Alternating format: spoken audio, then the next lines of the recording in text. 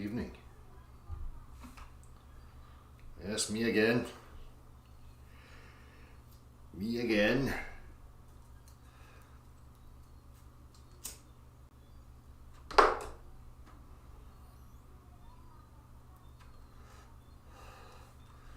Wheeler Antiquity North, Coden Houston. One man, he's Detector, Neil Paisley, Imran. R Green, Witty Woo. Boris Chops, Martin Haley, Susie S.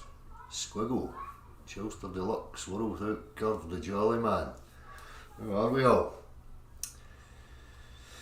Hey, there's Dale, yes. What if there's not flat but a bowl?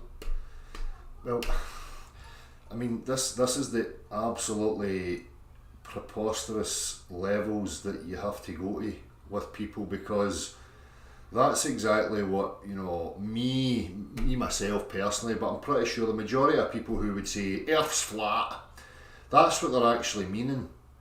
You know, you have to have something that contains the water, some sort of container. So, you know, the ocean is one big massive bowl, you know, but you know, when people like me, if we're talking about level, flat, you know, we're talking about the surface of a body, standing body of water, and that's how you would describe it.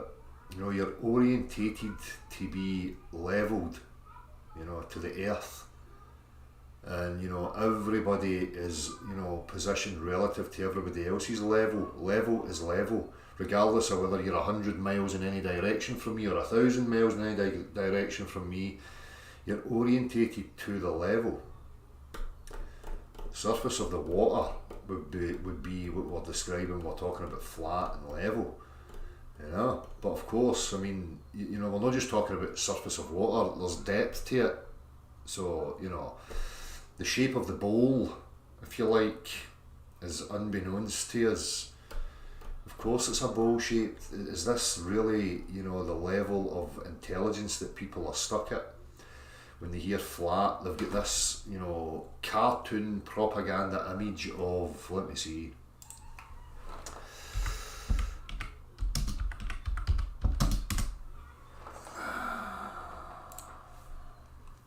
Aye, so this kind of shit.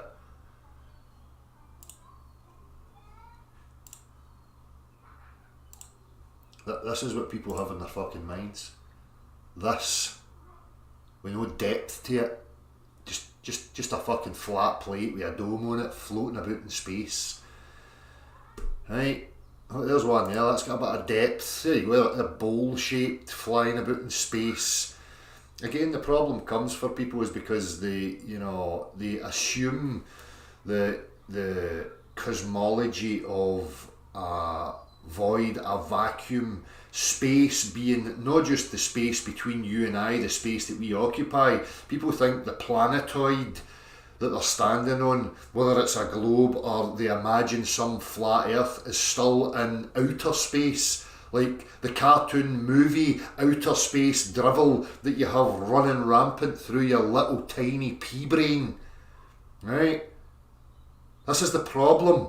You think you're just going to remove globe earth fantasy from the outer space narrative and replace it with some fucking nonsense cartoon. That's why people ask these ridiculous questions, because they think we're arguing about the shape of the earth within some conceived universe that dipshit fucking academics told you.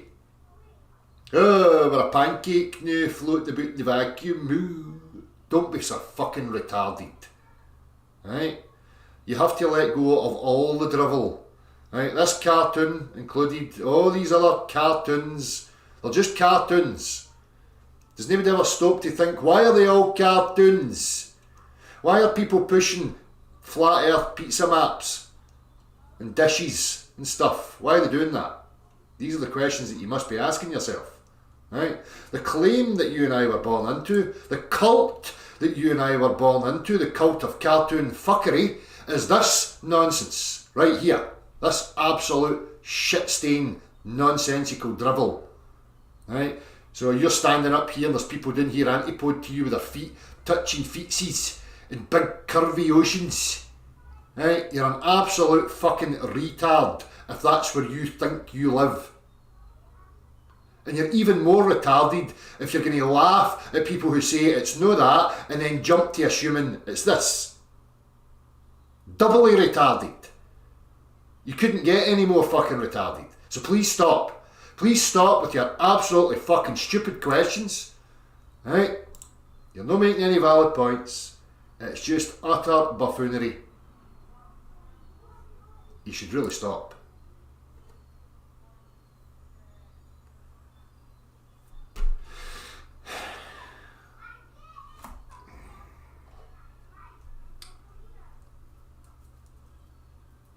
I've done it, Atlantis Rising. You know, it's not going to be exacting, but we can scale model exactly what we're living in. You know, I can represent it. Go to any fucking pond with different little islands in it. Go to Loch Lomond, you know, the wee islands in it. Imagine their continents. There you go. There's a scale representation of the bigger picture.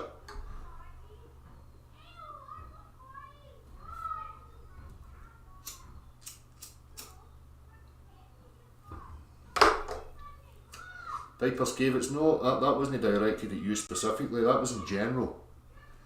Because that's the type of lunacy that people come with. You know?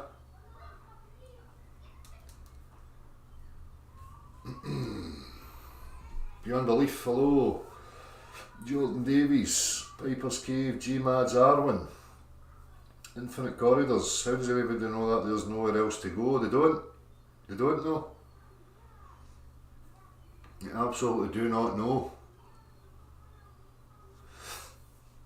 Jordan Davies thinks there's absolutely no way out. I don't know how anybody can make any sort of a firm statement in that regard, whether there's, you know, access points, inlets and outlets to this particular area, this pod, this pond, whatever it is.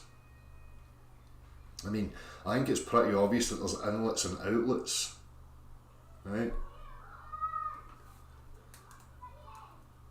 Just like any, you know, there is certain terrariums that you can, you know, construct that don't need any real input or output, right? But for me, when you look at ponds and you look at these types of systems, there must be inlets and outlets. It has to be rejuvenated, has to be cleansed, right? So we're in a big bowl, right? It's a big toilet bowl, and when God has a shit, he flushes the toilet, and then the water goes down, and then it comes back again, and that's your tides. Right? God had a dump, has a shit a couple of times a day, flushes the toilet, and the water goes out, and it fills back up just like the system in your toilet. There you go, scale modelled. Amazing, done, there you go. It's as fucking simple as that. Toilet bowl earth. I don't know where the cistern is, that would be one hell of a fucking racket. I hope I'm no sleeping near the cistern when God has a shit, because it's going to wake me up.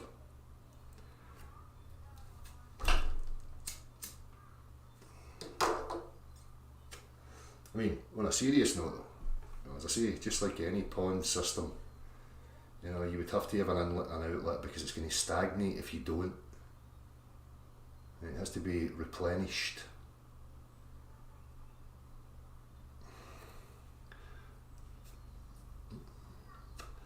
Makes as much fucking sense as invisible magical stuffsies and fucking Big Bang nonsense of little space testicles zipping about each other. Just because academics told you it with a fucking straight face and a shirt and tie and marbles in their mouth, yes, heliocentric cosmology stuffsies, yes. Makes no fucking difference. If you're swayed by that fucking superficial garbage, you're an incompetent moron, and you should snap out of it very quickly.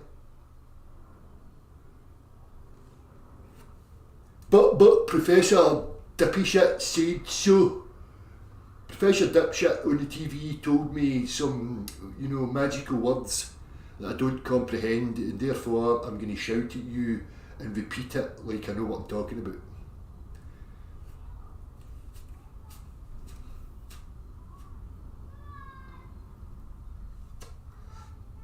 It's constant. You know, again, look at the signs of gaslighting, you know, these narcissistic, abusive types. These cults usually have priesthoods, you know, that run the show and, you know, are affiliated with the cult, who have these traits and behaviours, where they constantly try and condescend and, you know, act smarmy like they're making some valid points. Again, as I was saying the last time, these people are incapable of rational, reasoned discussion. Okay?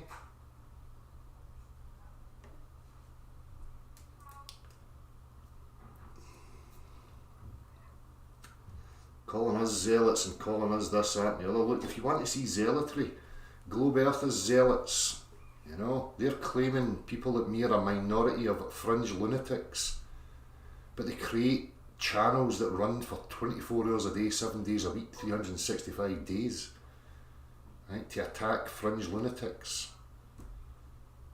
How many times do I have to say that before the penny drops that something's wrong there? They're actually telling you. And again, remember, it's very simple. It's not about you coming up with some cartoon flat earth model concept, right, of a single geometry. Here's my earth.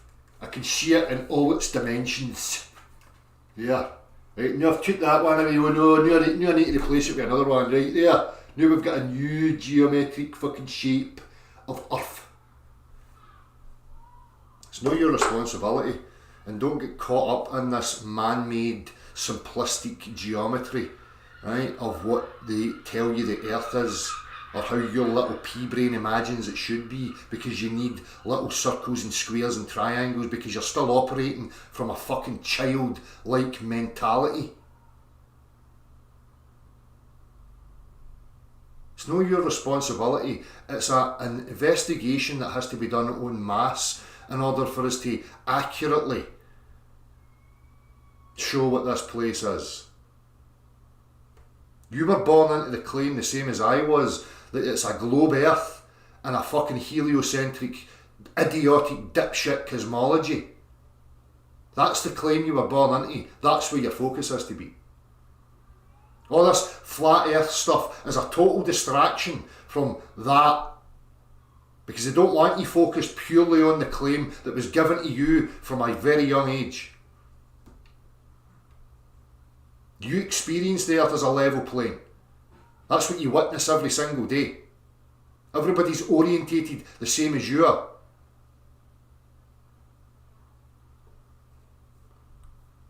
And if you don't fully comprehend the globe earth claims, right, your responsibility is not to really get involved and not to open your mouth about it until you actually comprehend it, so that you can articulate the specifics rationally, calmly, and engage in dialogue with other people who deny it, if that's your, want. But the vast majority of people don't have a clue, but yet they're willing to defend some idiotic cult religious created cartoon that encompasses their entire reality.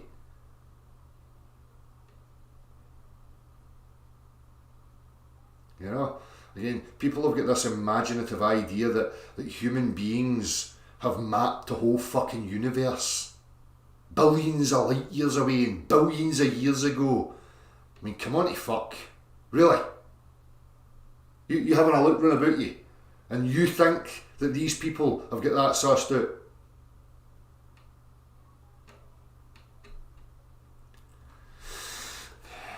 I'm going to make a smoke and then I'm going to get to talking about some stuffs.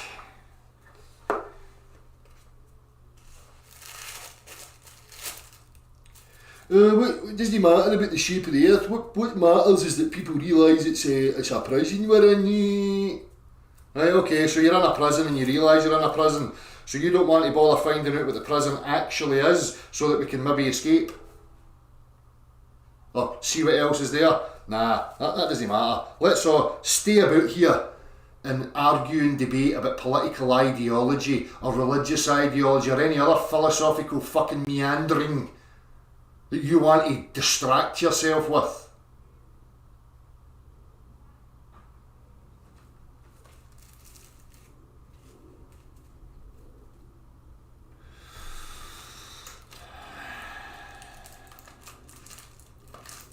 You've been lied to at all different levels, you know, and it shouldn't take you that long to realise that, and to realise that, well, the only way you can be lied to is when you're ignorant. Okay? So you should really be starting to formulate a process of discernment and how you're going to figure out, you know, not only where the lies are, but is it really relevant for you to place your attention on it? This is one of the only things that is within your grasp, within your control. Political agendas and shit that's going on in other, you know, areas of the pond, in whatever context it may be, are totally out with your control and your capacity to experience. So what's the point in wasting your fucking time and effort on it? Right? This question, however, is relevant to you. It is within your grasp. It is directly related to your immediate experience.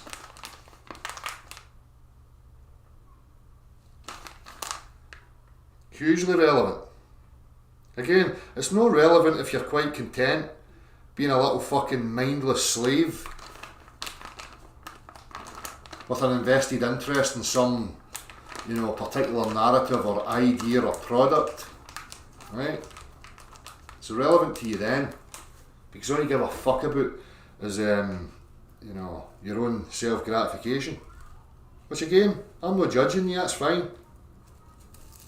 But I find that quite shallow and empty. I'm not really interested in material gain, because that's pretty much this whole system has to offer you. What you can gain materially. I think that's quite empty and a bit sad and pathetic, to be honest with you. You're born into a bit of a mystery here. You're born into a magical realm of hugely advanced technology, and I mean advanced to your scope of comprehension in the position you're at right now. Right? But you're bedazzled by fucking Twitter or fucking Snapchat or some other fucking mindless shite. Yeah?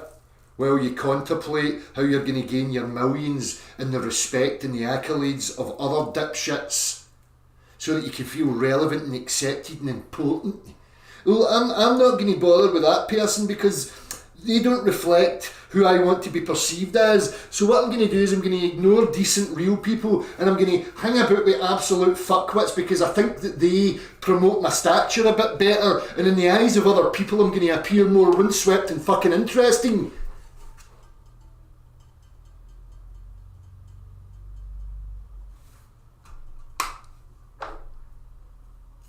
No, I would rather sit and fucking ask questions about where I actually am here, because I don't want to take anything for granted. I'll rest on my own fucking ignorance, thinking that I've got a grasp on my life and that I know what I should be doing, because I fucking don't, and neither do you.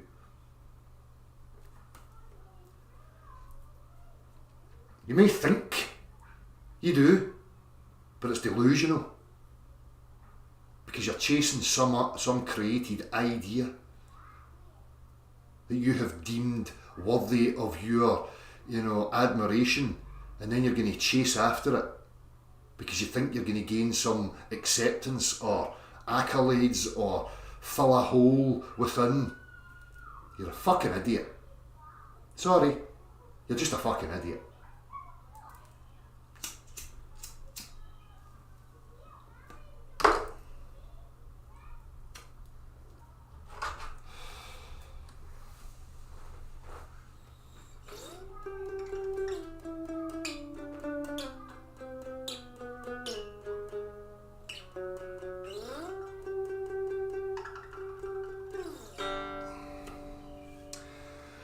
That's it, infinite corridors. First we need to establish where we are.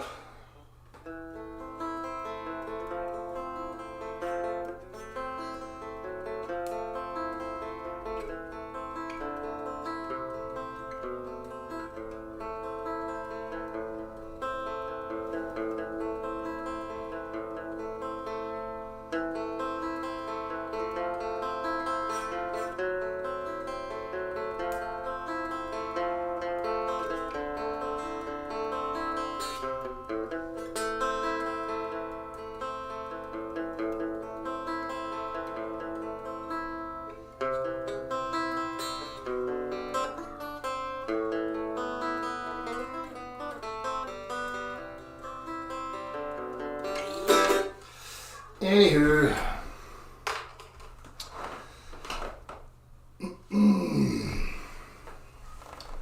it's actually quite warm this evening. That's sweaty in the box here. So where was I? Where was I? Right, what was I going to talk about here again? Falling down. Flat earthers say gravity's no real. No, the problem is, look, you know, again, how many times it has to be shown to people. Gravity is a concept derived from a simple observation.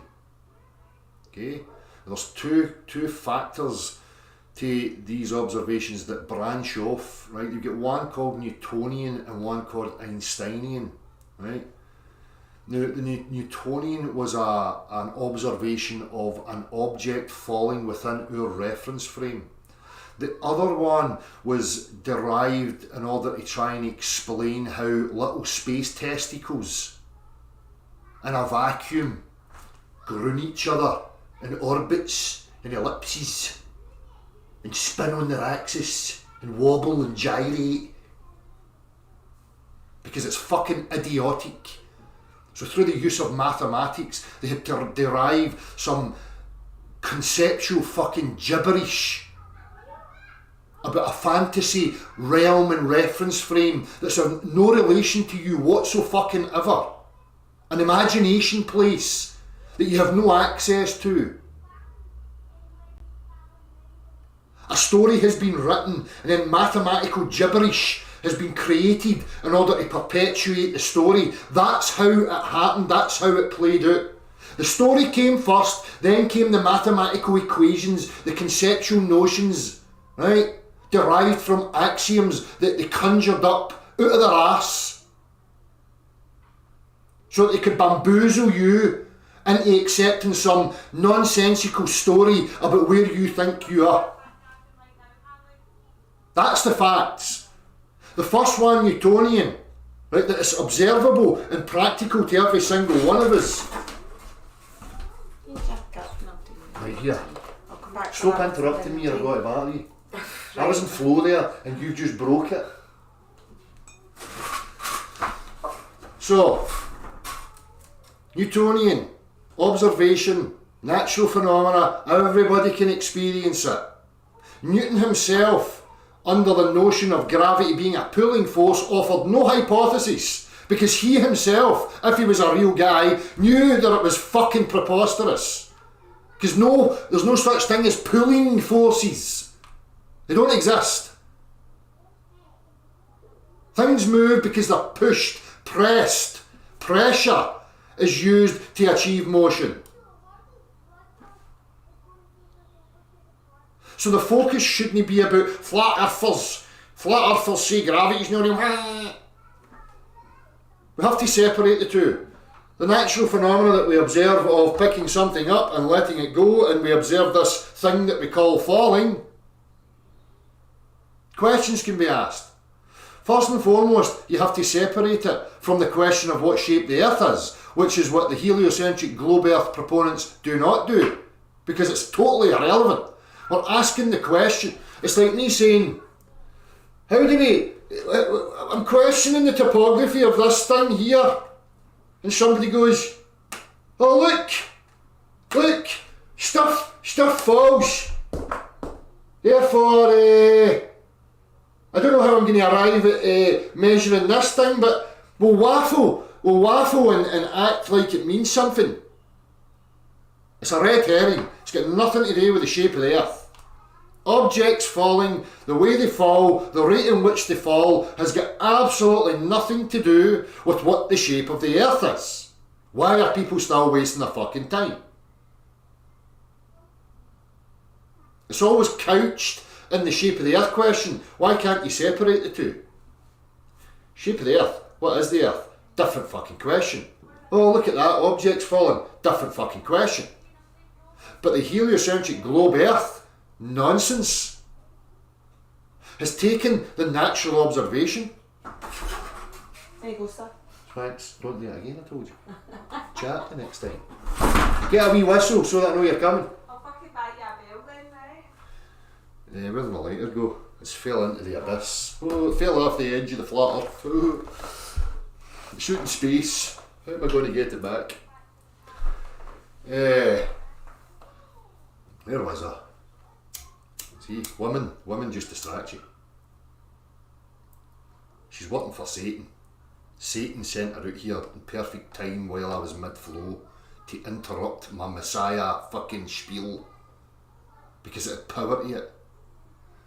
It was going to wake up the masses and Emma just fucking ruined it because she spoke to the snake. Cows. Anyhow, where was I? Aye, globe Earth requires, because it's so idiotic and stupid, it should just be as simple as me giving you a ball, right, and trying to place two objects antipode to each other, right, and showing you what happens. But they need you to remove your sensibilities from here and place them in some imagination realm out of space where it's all inverted and different to what we actually observe and experience here and demonstrate here within this reference frame. So they knew they needed some sort of magic, and that's what it is. Make no fucking bones about it, because if I gave you a ball right now, right, and saying okay, get things all antipode to each other and get them to remain on the ball while it spins in fucking mid-air, you would know it was preposterous. You would need some form of magic to make it happen. Exactly. Right? This is what they need, some magical aspect that they can inject into their fucking nonsensical, idiotic concept. I know what we'll tell them, gravity is actually the warping and bending of space-time. New invisible magic. New invisible magical concepts. So anyhow, I'm not going to digress and hammer too much on the point. The point is, when we're talking about our actual experiences, the only thing we've got is this observation. Right?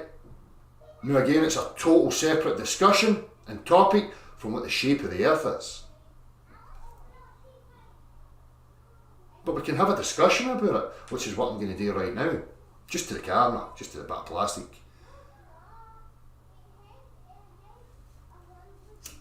But again, when I'm talking about this, it has no bearing on what the Earth's full dimensions actually are.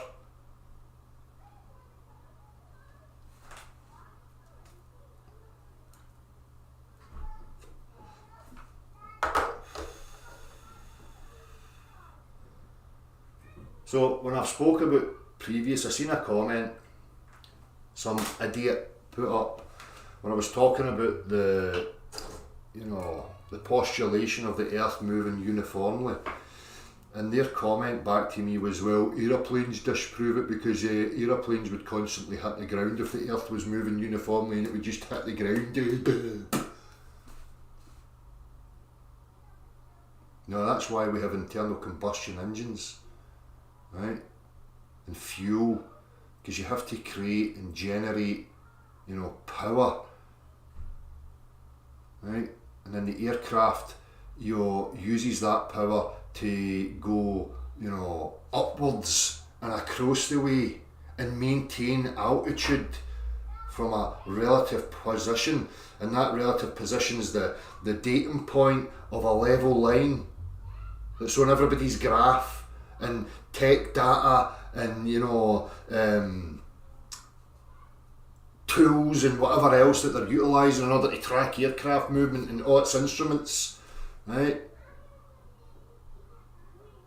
It's calibrated to the level datum. So when it takes off, and if that's constantly moving, it has to maintain its power in order to keep it in its relative position. I've seen that idiot Bill Geed. Flat Earthers still don't ask the question. I know the question. Bill Geed is saying, you know, if a van moves in that direction, and, you know, why does the air molecule stay in its position while the van moves and it hits into the van? Well, if we postulate that the Earth's in a uniform motion, then it's in its fixed position. Anyhow, I'm digressing, I'm running way ahead of myself here. We'll get to that stuff. Are you with me so far?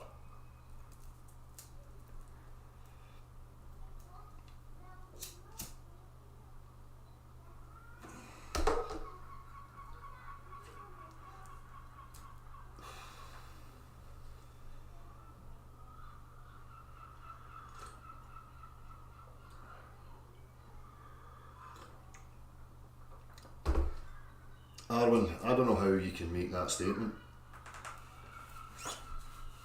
I would like to comprehend why people make those statements. I mean, obviously, just from your direct experience, you know, it doesn't feel like you're moving in any way, shape, or form. Is it just from there? Is it you know, some bias to a particular mantra that people are defending, you know, blindly? I mean, I'm just an honest guy. I can't make any assertive statements about, you know, the Earth's motion, whether it is or it isn't. For me, it's all an open investigation. And it bothers me a wee bit when people make affirmed statements, and I would like to know what those affirmed statements are based upon.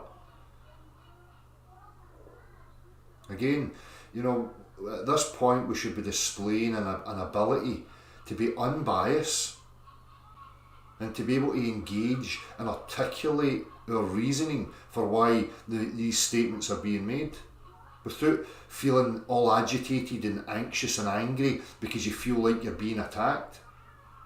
If people feel as if they're being attacked, it's because they're still in some cult dichotomy, right, of choosing at one side or another. For me, the only side is truth. There is no two sides. And you're only going to end up on two sides when you jump ahead of yourself and you start making assertions and claims about things that you do not know about.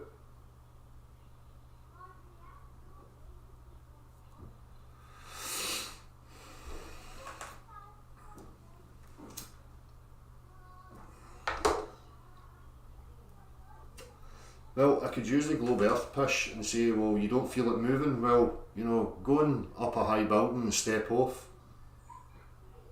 Right? And see what happens. You'll feel it moving then, because it's going to come up and fucking crush you. It's going to come up and go splat. Again, I'm not making any affirmed statements. I'm postulating, and again, my reasoning for that postulation is based upon what I can practically demonstrate and deduce from the practical demonstrations, what these practical demonstrations show me. That's it. That's where I'm at. I'm not saying, 100% it's this or it's no that. I just ask questions and then I seek a method of practicality to see what I can discover for myself.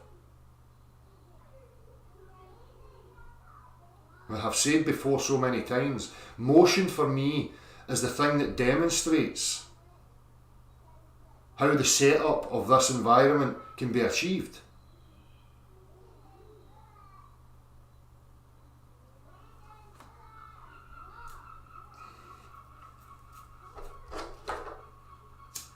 Well, again, you know, it's the globe earth, you know, says that, you know, things go towards the earth, and now they're rewording, now they're starting to change it because of people like me, and pointing out the fact that there's no such thing as pulling forces. So now they're having to make idiotic statements like the earth's pushing up at you while space collapses in. So you're getting this meet in the middle thing where the earth's pushing up at your feet and space is collapsing in. How can a ball push outwards in every direction without tearing itself apart?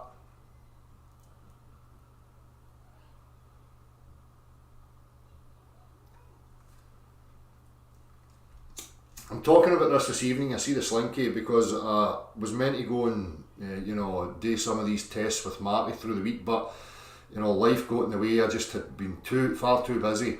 So I'm talking about it this evening setting it up for what's coming this week by using the practical references and discussing them. And again, it's only up for discussion. These people that come here and act like, there's an attack and defence. I'm in no camp whatsoever. I'm only in the camp of investigation. I'm asking questions and I'm seeking to, resolve.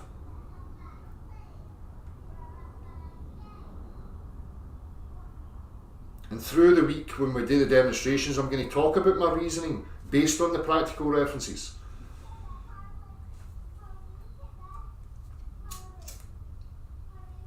If any of these people that, send me an email right now so that it's there.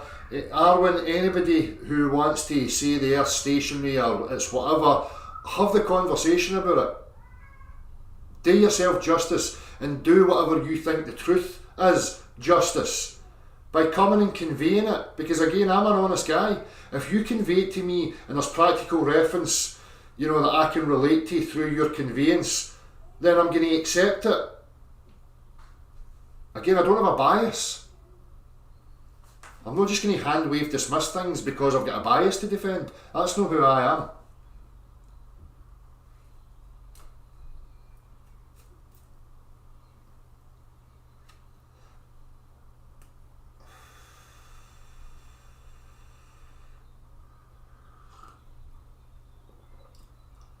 Dr. Killing Us All, how are you doing? Helen Degenerates, how are you doing? Exactly, Helen Degenerates.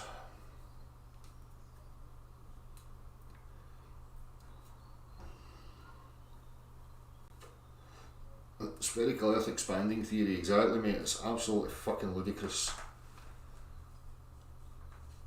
Exactly, Imran. That's, we're talking about objective reality and, we're practical beings, that operate at an experiential level. When we're reasoning and making statements and stuff, the only, way to convey that and for me to accept it is by, a process of practicality. Because if I don't have anything practical, what are we talking about? We're talking about fantasy. We're talking about fantasy conceptual stuff that I think a lot of people keep missing. For me, it's more beneficial for people to be grounded in that. Your reasoning has to come from the point of experience and what's practical. People get it. It's all very well that people get it when I say, okay, well, let's look at, true scale modelling. There's a glass of water, there's a bowl of water, there's a bathtub of water, there's a swimming pool of water, there's a lake of water, and you get it from that point because it's scalable, it's practical. Right? The very same thing applies to this. We have a downward vector, we have things that we call weight, we have a density tower, right? These things that are practical that we need to ask questions about how these things are achievable. And what we have at our hands practically in order to demonstrate how these things are achievable.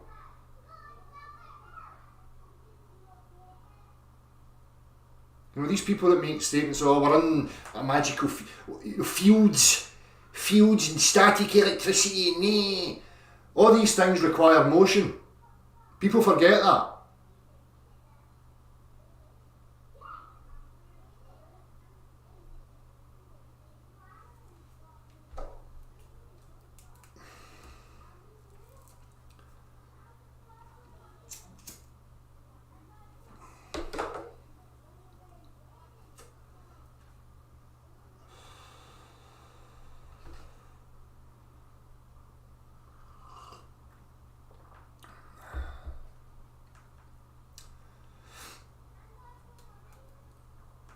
So when we're talking about gravity, we're talking about the vector. We're talking about things, falling at a particular rate in a particular direction. And that's it. Right? The conceptual gravity of planetoids orbiting each other that allows water to stick to fucking floating testicles in space and gas and blah blah blah. These are conceptual notions of imagination fairy tale lands. Right? Nothing to do with us within the reference frame and how things function here.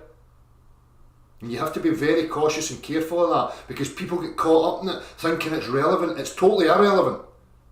These people are talking about fantasy worlds that's got no relationship to yours and I's direct experience and how we convey things to each other in a practical manner. It's ludicrous.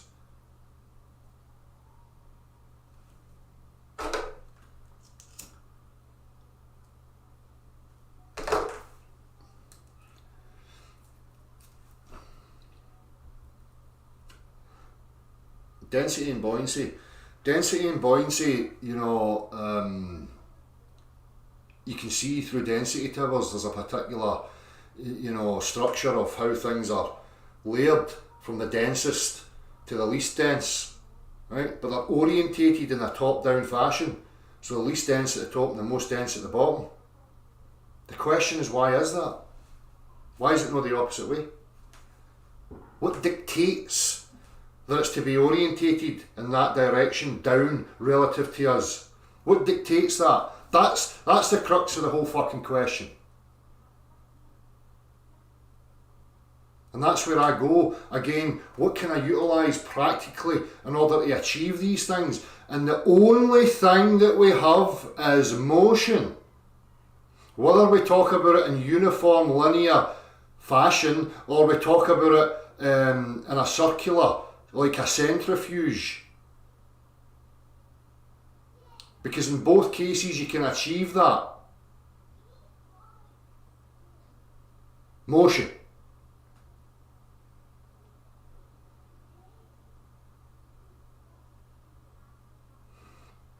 The density of the material dictates it. The density of a material dictates the orientation. Wow. This is what I'm talking about. This is sheer ignorance and utter stupidity. Total and utter stupidity.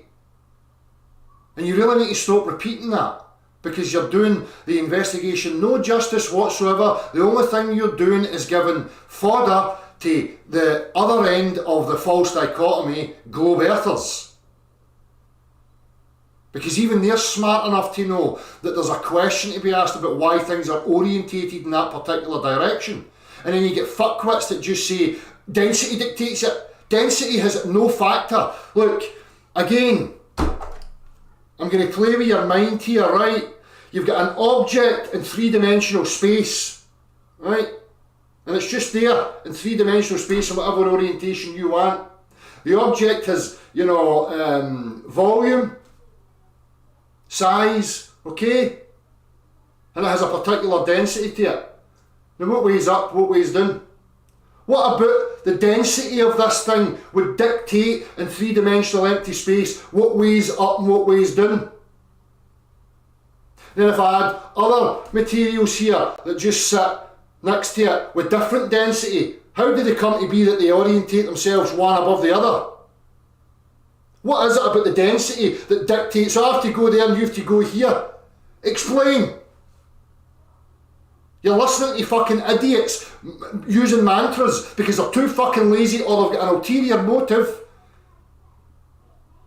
to why they're avoiding the very question.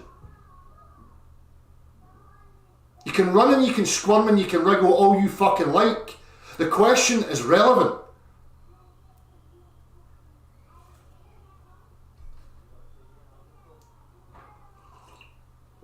Everything is kept down by magnetism.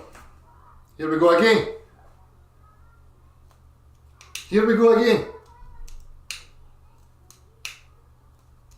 Show me magnetism affecting a piece of wood.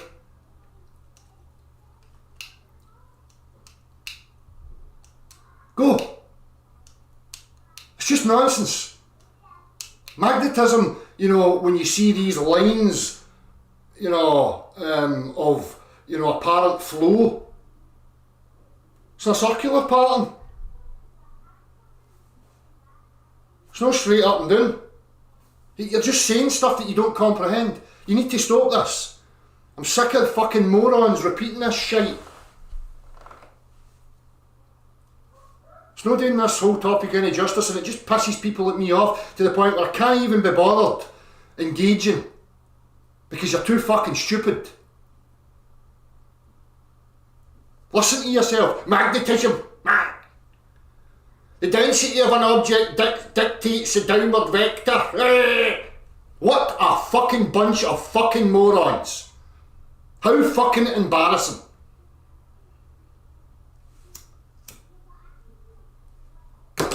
Motion dictates orientation, you complete and utter fucksticks. Only motion.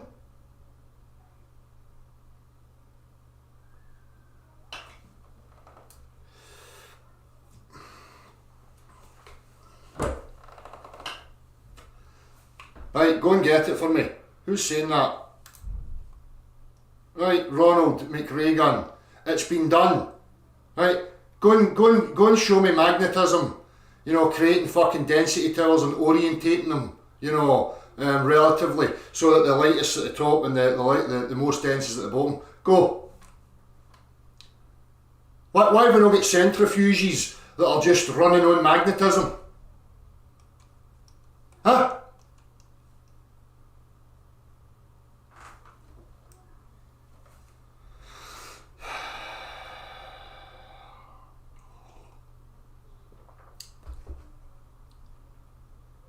Hi Jordan, we know that.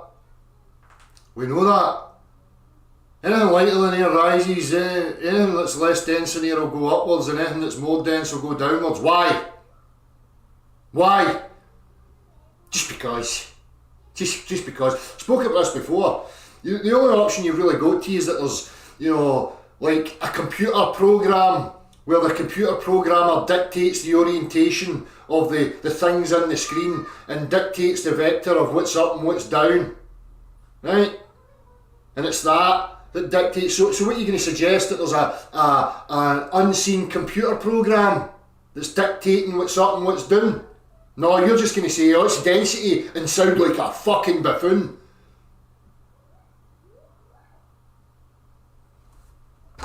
And if you're getting upset and taking it personal, that's your fucking problem. I'm sick and tired of pussyfooting about fucking retarded nonsense. All you people that are making these statements better start providing some practical references for me to look at. Then I can recreate them and then I'll show them on here and say, oh, by the way, you were correct.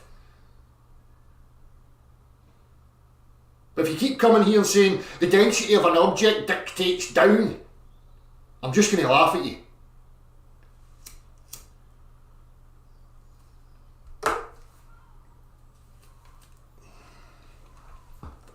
Exactly, good old days. All buzzwords and mantras that they've heard from their fucking favourite gurus. Then they come here talking to me like as if I'm some fucking idiot that's going to go, alright, oh, it's good you've answered my question, because I've not been spending the last fucking 8 years contemplating it. Oh, I've never heard that before, density and buoyancy, aye. I've never heard that before, I've never contemplated or considered it in any way, shape or form. No, I did consider it. And it doesn't answer the question that I'm putting forth to you right now.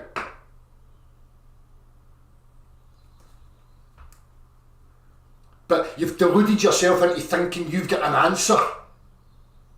And now when I question it further, you're coming up against a brick wall, and your only response to that is to throw out mere buzzwords,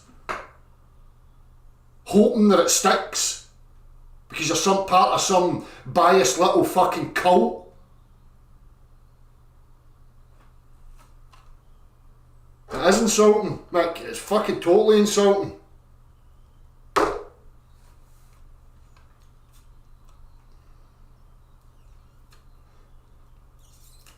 I'm going to go and check my emails. Hopefully some of these people have sent me these practical demonstrations.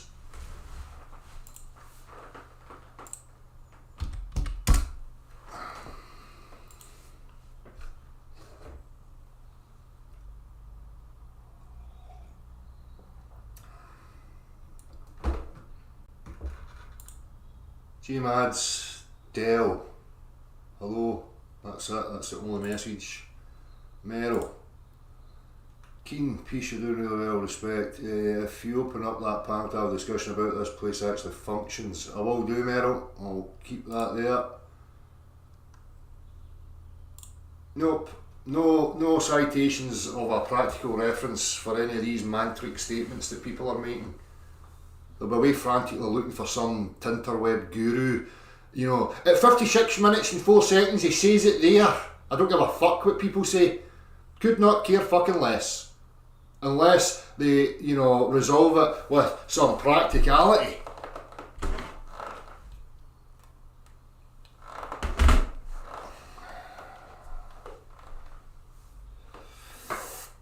Who's competing with Flatsoid now? What are we talking about?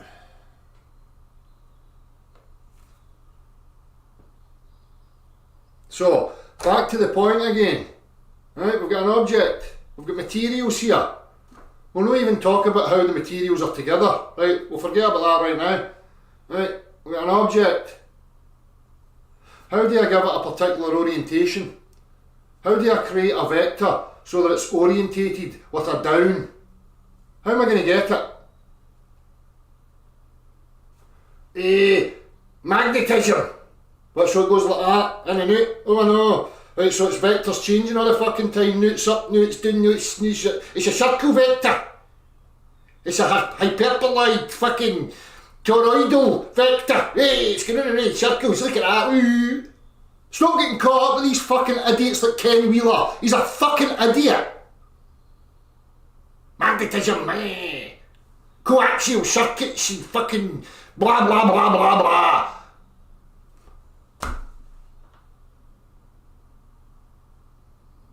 It's a top to bottom, up down, straight line vector. Right?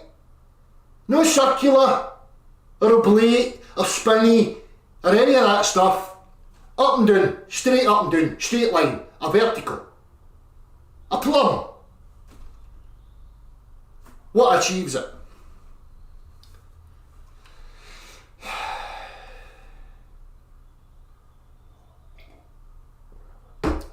As I've stated before, we can use linear, straight line motion, right? Or we can use like a centrifuge. So if you get a bucket, right, and you put water in it, or anything you like, and you spin it, right? The point outward from where you're tethered creates a vector, okay? So now you can spin it in any direction. So you can have a flat plate with a cup sitting on it and some liquid in it, right? And you put it into a swing, right? And it's going to stay orientated like that. Doesn't matter what way you swing it. And the liquid will stay in, the surface will remain level. Because you've now created a vector, right? Because you're swinging it and it's tethered to you. So it creates a vector outwards from that point of reference. So if I was to put that on here and start swinging it, now whatever way I swing it, it's got a vector going in that direction. The same as if I just go uniformly and start pressing on it like this. Now it's downward vectors there. The opposite and equal. And if I've gases and liquids of varying densities and I push against them, like that, what's going to happen? Oh, the densest material is going to go towards here, the lowest point, and the less dense materials are going to be at the highest point. Fact, demonstrable. Can demonstrate it to you, I'm fucking blue in the face, and so can you. So why the difficulty of comprehending this?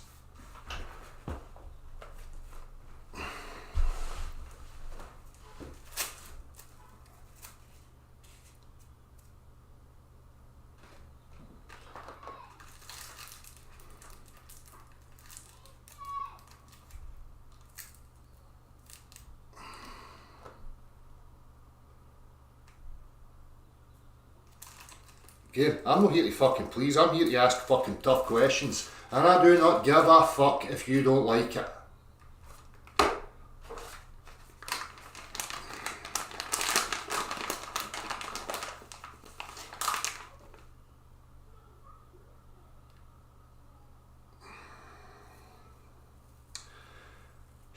I was so impressed with watching your mental illness video. So sad to see banging on about globe earth and flat earth. Oh, that swayed me into not talking about this most important topic. You know, some invisible dipshit on YouTube has just swayed me because he's disappointed. Oh, fuck me, I'm not going to sleep tonight.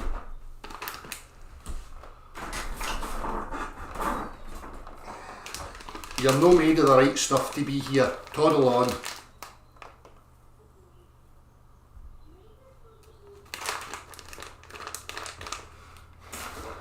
Use your skills to give toxic and power people. Okay, master.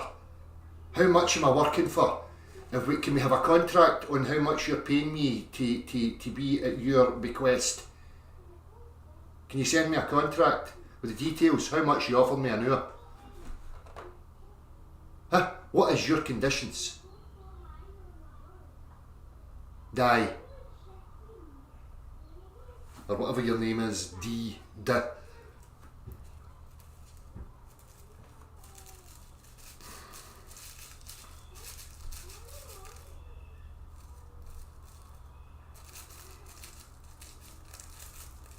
See, the problem is, see if you just don't comprehend it, just say that and get on board with the investigation of asking the questions.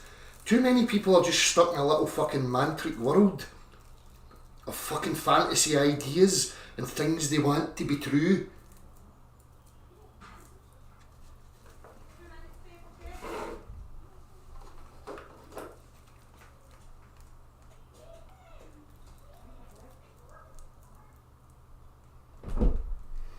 Somebody just texted me and I don't have it saved, so you need to text me and tell me who you are.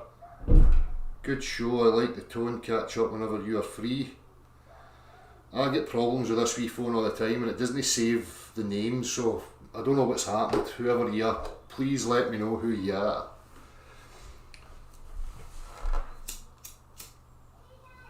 So it's a rabbit hole pointless topic, in your opinion, D or die, whatever it is. Go away then. Away you and focus on what you see is relevant, and I'll continue on my path. You and people like you are the massive part of the fucking problem because you don't know when to wind your neck in and mind your own fucking business. You run about like a little fucking Jobsworth trying to tell everybody else how to be and how to live because you obviously have delusions of grandeur. You think you're some sort of godly messiah. You must have in order to run about trying to tell everybody else what they should be up to. People like you are the fucking worst of the worst. Right? There's something relevant. Let's focus on your psychology. I'm not here for your benefit. You don't own me. You have no say in what I talk about or where my direction goes. You are only in control of you and your faculties. So whatever you think's relevant and whatever you think's important, you walk that fucking walk and mind your own fucking business.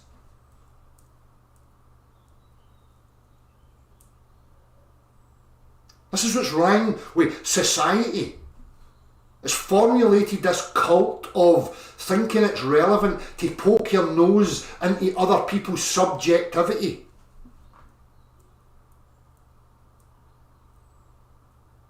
It's absolutely fucking insane.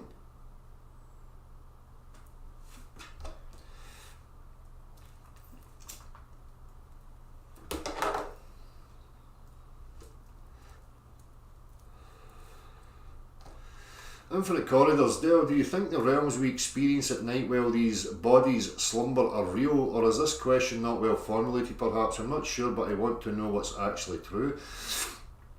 See, the thing about it is, Infinite Corridors, it's a very subjective experience again.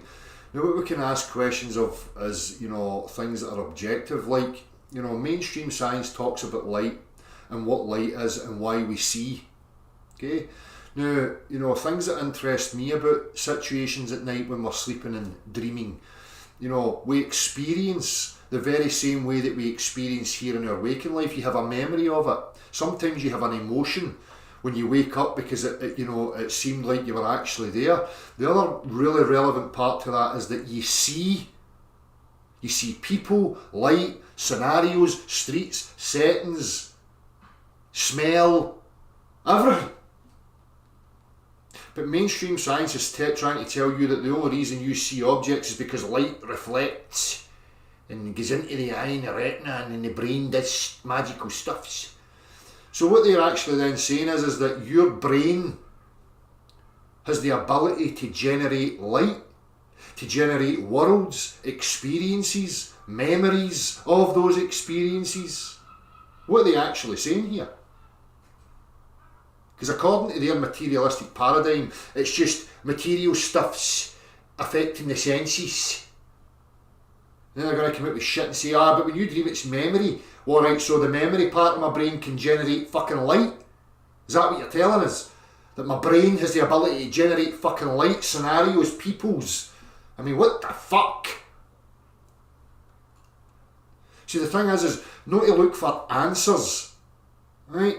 In that regard, asking the questions is where it leads you to other kind of realisations and, massive possibilities and, things that you can ponder upon. That's what's intriguing to me. No some fucking guru answering what's happening when I'm having a dream.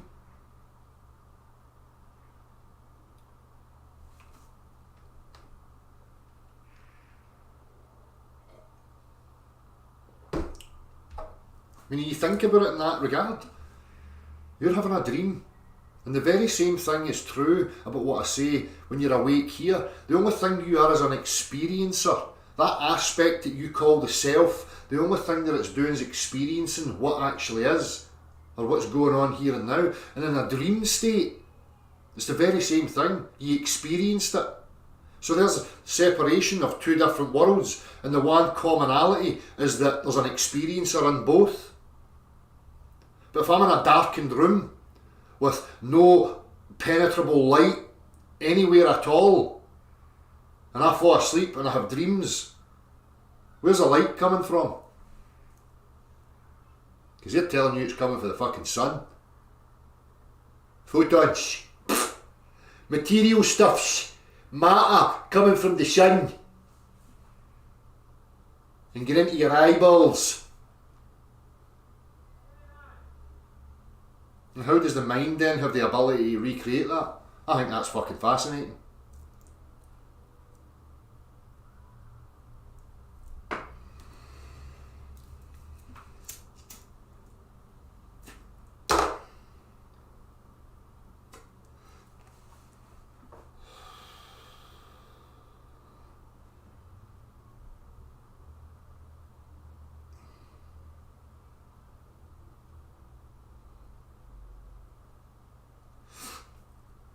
But that's it, Andrew, but that's intellectual honesty.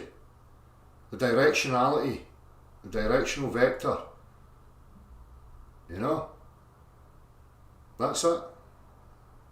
Robert, sorry, did I say Andrew there?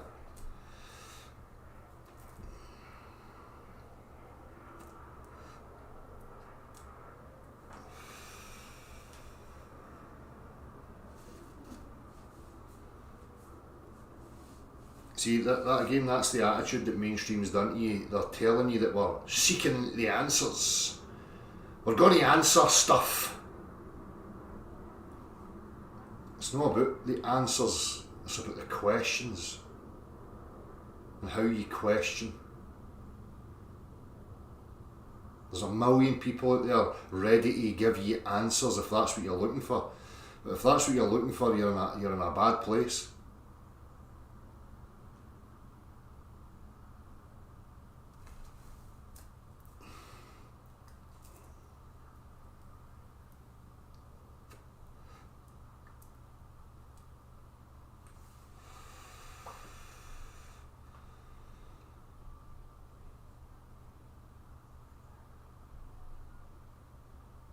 Buoyancy and density, what dictates the buoyancy and density? What dictates that vector? Again, Davy Z, and for anybody else who's no hearing properly, nobody's denying that we have buoyancy and density, right? But buoyancy and density are orientated in a particular fashion. What creates that system?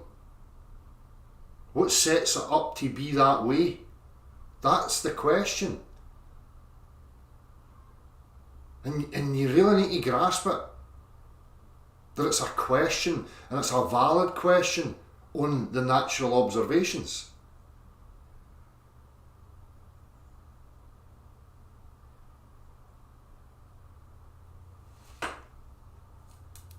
You know it's valid when you're in a car and it accelerates along the road and you feel that push back into your seat. You know that there's a vector being created in that direction, the opposite to your travel, right? So the car goes in that direction and you feel a shove in that direction, being pushed back into your chair. Is it irrelevant to ask the question of why it's orientated like that? No, it's no. You don't say, oh well, because my body's more dense than the air in the car, that's why I moved into the seat.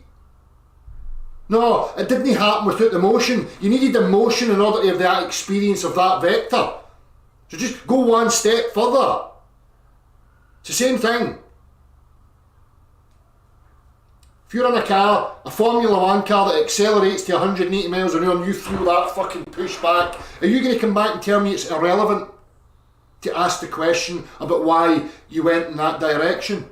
And you're just going to say to me, the reason that I get shoved into the seat when the car accelerated is because I'm more dense than the air in the car. So why do you not feel it when the car's stationary then? You just sit in it?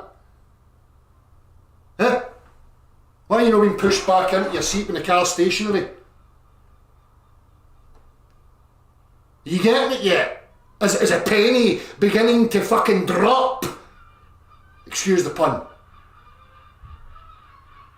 The reason you feel the vector is because motion happened. Ta-da! Now we know why there's a vector. Motion, fucking what about that? No. I sat in the Formula 1 car and when it accelerated it created a magnetic fucking static electricity field. Like you know when he's in Back to the Future and he's going to travel in his fucking DeLorean in the future and it gets all electrified. And it's a static electricity magnetism stuff that pushed me into my seat. What the fuck is wrong with you people?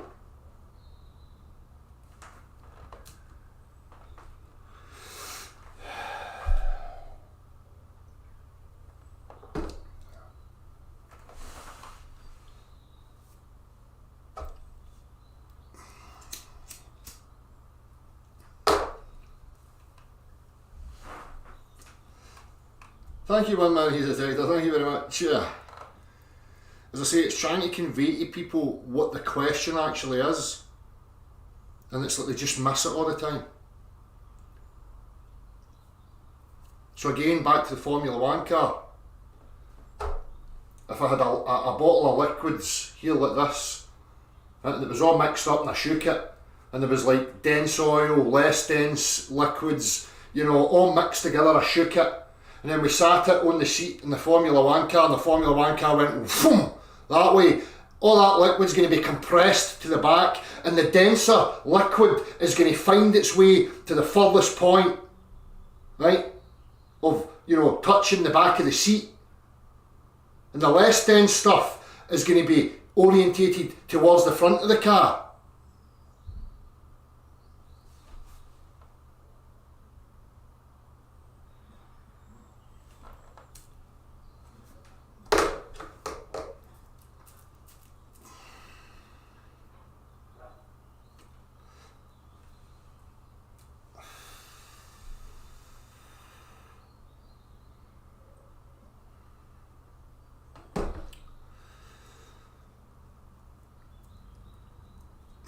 Well, Imran, this is the point I'm trying to make to people. I'm not making it up.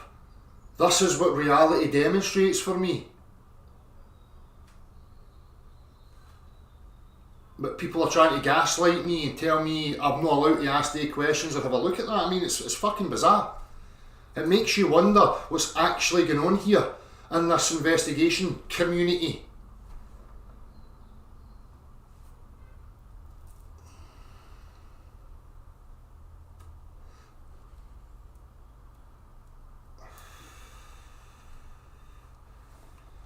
Adam Turner, I'm very well, thank you very much. How's yourself? Good, Flat Earth Banner, good. Because we shouldn't be resting on, you know, conceptual models about anything. We have to keep asking the questions. If we don't, it's going to stagnate. You know, nobody has all the answers. I don't have the answers. I'm just investigating as well, the same as everybody else. The difference is I have no bias to any particular thing. My bias is to uncovering what actually is. That's all I care about. I don't want to be deluded. I don't want to be, willfully lying to myself or have placed my faith in other people to tell me lies and live in confusion and bewilderment. So that's good.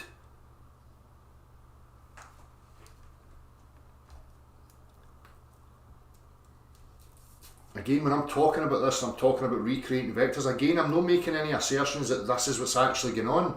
I'm asking the questions to see where it leads us to.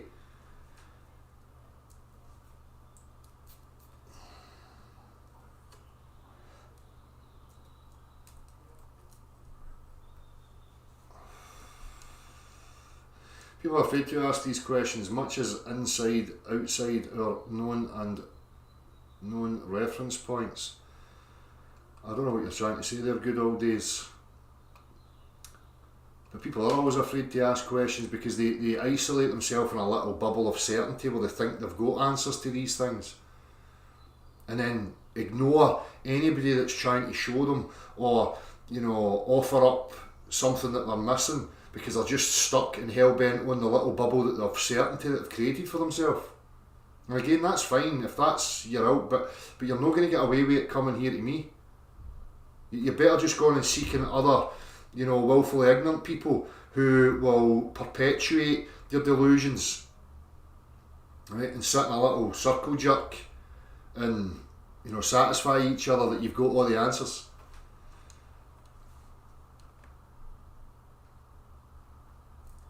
Right, that's it, Dardania. Exactly.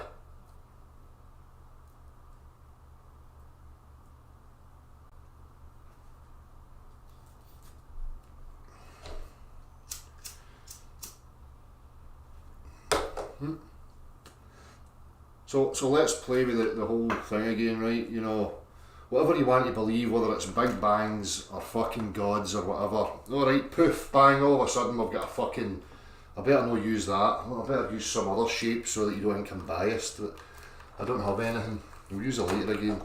Both, right, we've got gods or Big Bangs have created a fucking earth thing. Right, and it's just sitting like that. So what did God or the Big Bang do in order to have orientation for this fucking thing?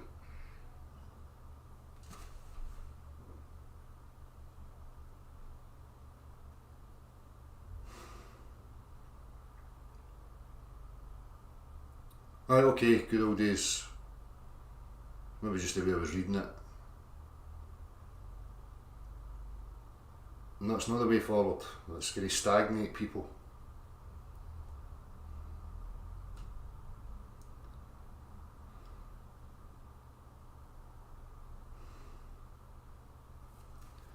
You pushed it, Mick. No, you just created a magnetic field stuff.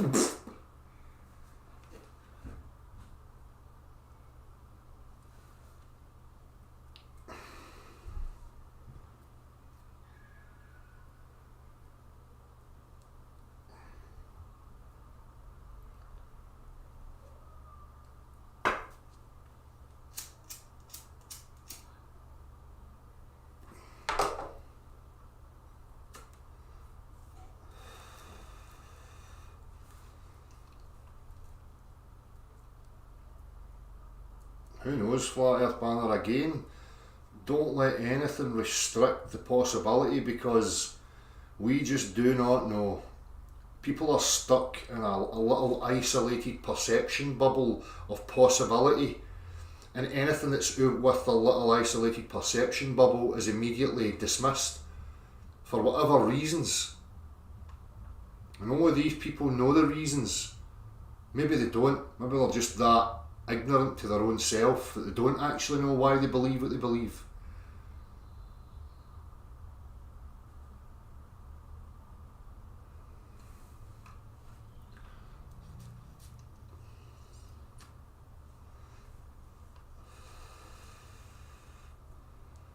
Heliocentrism does that, makes people think they have it all sussed out. Exactly. And this is the problem with people now. You know, people have got this complex now that they actually think human beings have sussed the whole of existence in the universe and all the fine little fucking details.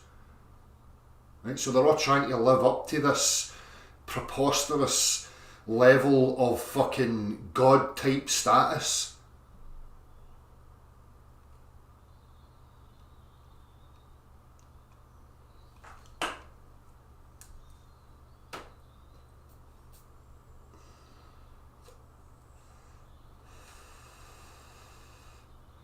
Exactly, one man, he's a detector. I don't know if you've seen, let me show you the let me see if I can find this. Hang on a minute.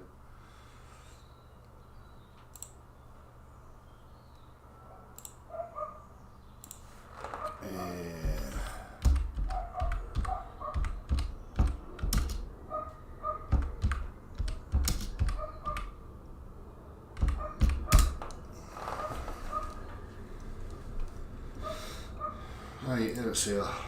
Let's get rid of the adverts.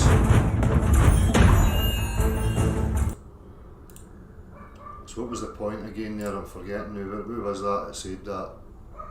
Linear pressure make things flat, not round. Right, so if we have a look at this.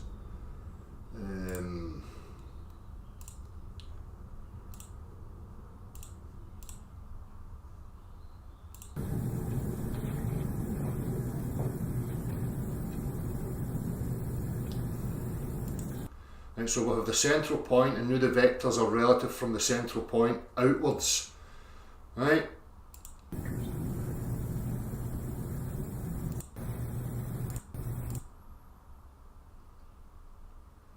So again, if we are moving uniformly, which is creating this, now you need to exert other motion, acceleration on top of that to overcome the reference frame, to create a new one.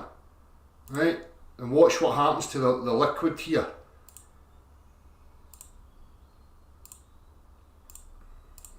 I don't know if this is the same one, but there's better ones somewhere where it actually goes fully onto the outside walls.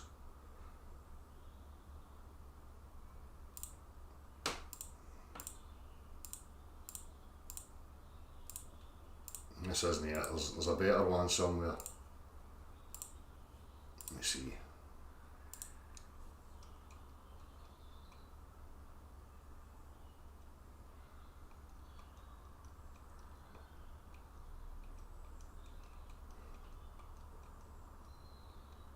I don't know what it is, but you get the fucking point.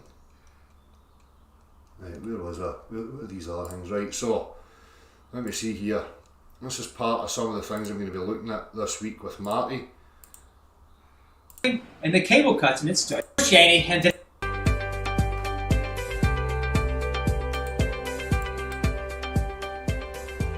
Hello, I'm Bruce Shaney, and today in Homemade Science, I thought I'd show you some demonstrations in the idea of free fall and weightlessness. Now, when this topic is discussed, the most common example that's given is somebody that's in an elevator, top of a building, and the cable cuts and it starts to fall. Now, to show that elevator demonstration, it's actually kind of simple. In this case, I use a wooden frame representing the elevator. I would hold an object, for example, it could be this little guy here, and I would simply hold them both up a height and drop them and observe what happens to them as they fall.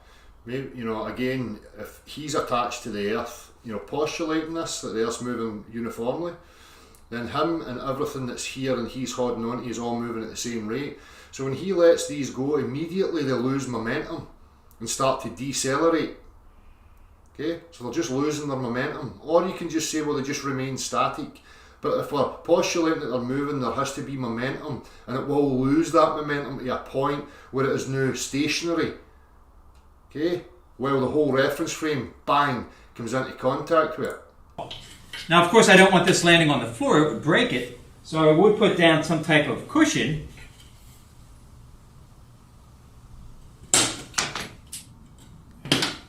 Watching it in slow motion, we see the little person inside the elevator maintains the same position as both objects fall. Yep. To make it a little bit easier to see, I could use this golf ball.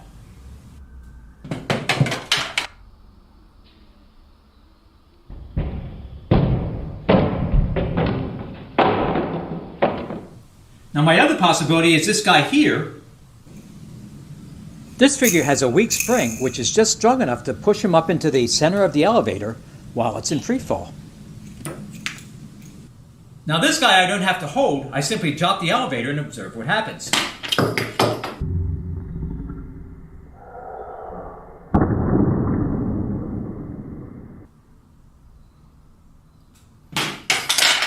Anyhow, we'll be getting to that.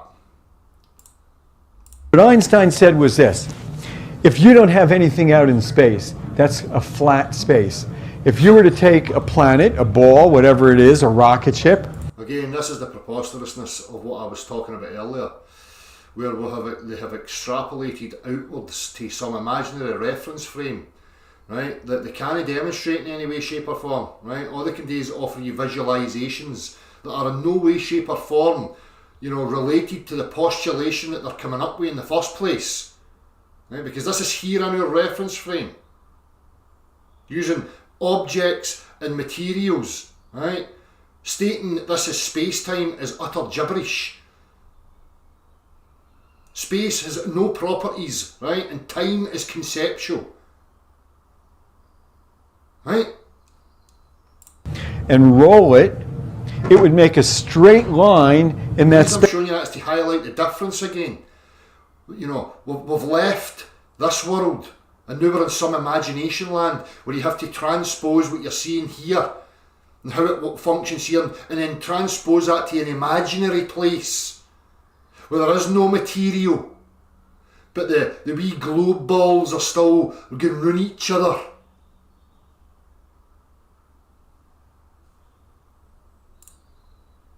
We'll go on to more of that this week. As I said before, I'm not letting this go. I'm going to continually bring it up.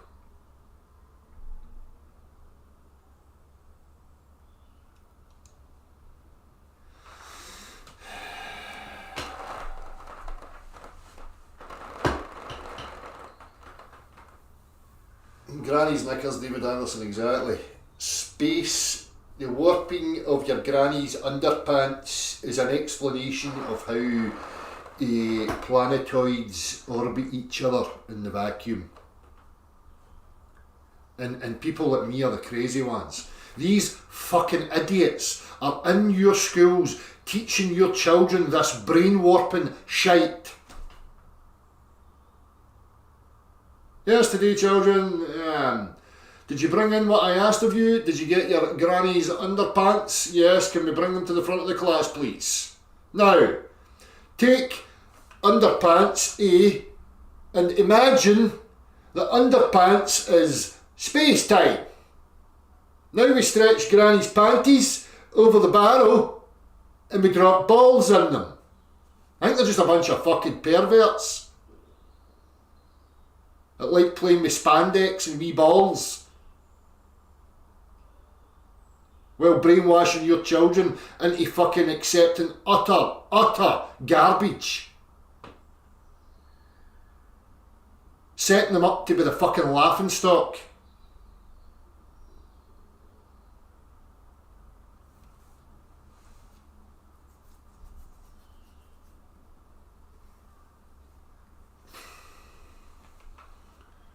Be very careful of the teachers who request your granny's spandex panties unwashed. Be in the toilet sniffing them while you fantasise about fucking warpy bendy space-time bollocks.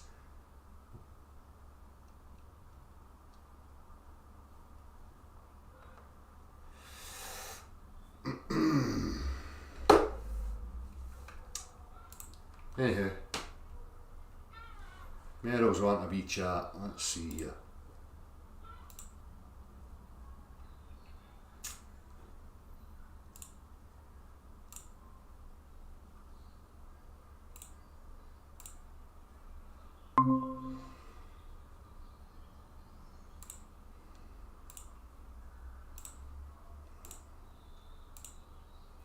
We'll have a wee chat and then I'll have a wee look at the comments or the chat box and then I'll be off to pops.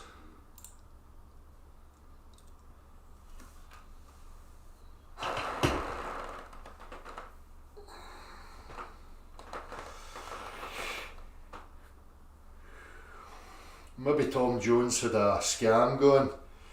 Maybe he had a scam with the fucking educators. Right, Tom Jones, we know you got a lot of granny pants. Can you help us out with our heliocentric fucking codswallop? Any chance, mate? We're a bit short. We don't have a budget for granny knickers so that we can demonstrate warpy bendy space time to the gullible childrens. So Tom Jones, give some of your collection, pal.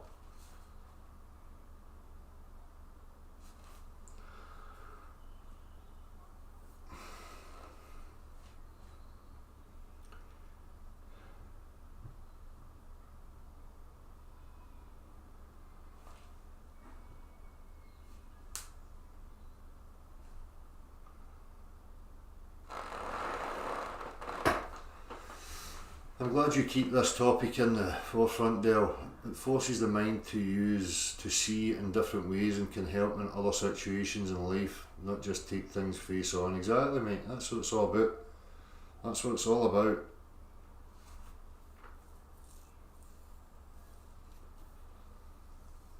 Andrew Calvert, how you doing?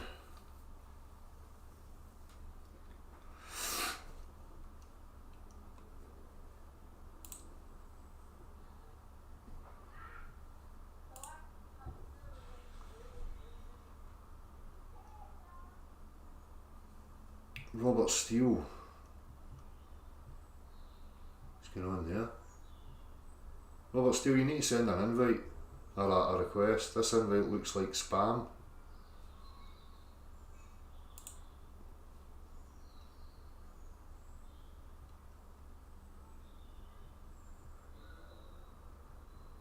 Inlets and outlets for the win. Electromagnetics, swirling vortices keeps the system from stagnating. Do you think it is moving? This is interesting to me. I am more tuned into the sky turning, not us. But here's the whole thing, you know, again with the sky and what people imagine as space and outer space. How do you know that what you're seeing up there isn't part of the one system? How do you know that, you know, or even we would be in a pod that's moving and there is things outside the pod that you can see, but the whole thing may just be contained within one system. People have got this idea of separation, right? And this is the absurdity. You know, going back to the philosophical question of the creator and whatever else, it being infinite and eternal and whatever gave rise to us, that at no point can you have separation.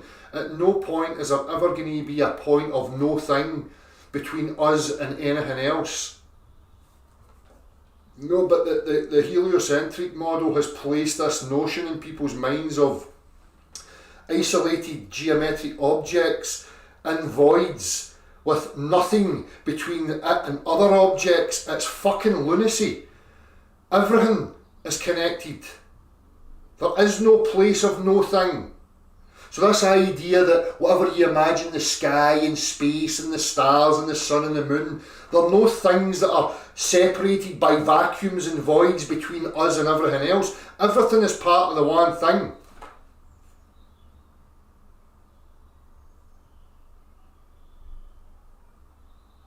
Right now, it appears to you that there's objects and that I'm here and you're over there, and we conceive that there's space between us. But even at that, there can't be nothing between us. We are all connected because we're part of the same one thing. The prime mover, whatever gave rise to all this thing, permeates and connects every fucking facet of the whole thing. So people need to ditch this idiotic fucking separation bollocks in their mind of little fucking objects separated by voids. It's fucking nonsense. Total and utter nonsense.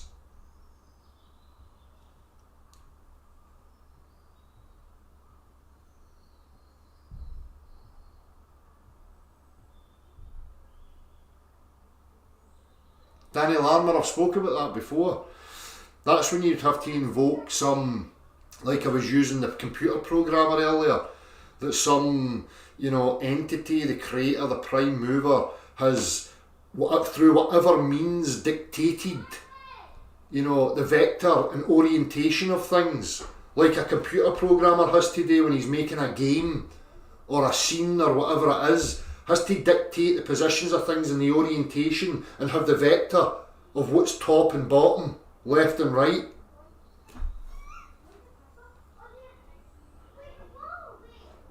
But then we're just lending ourselves to some imaginative possibility. Again, it's a possibility, and I accept the possibility because we can discuss it and conceive of the possibility.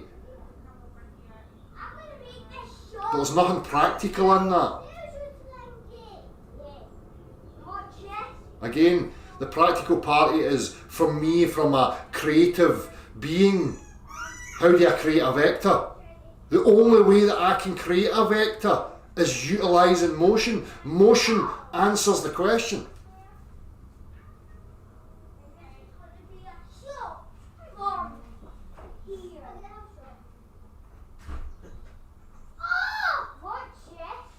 Yeah, CG, agree. It is one thing set in motion all working together.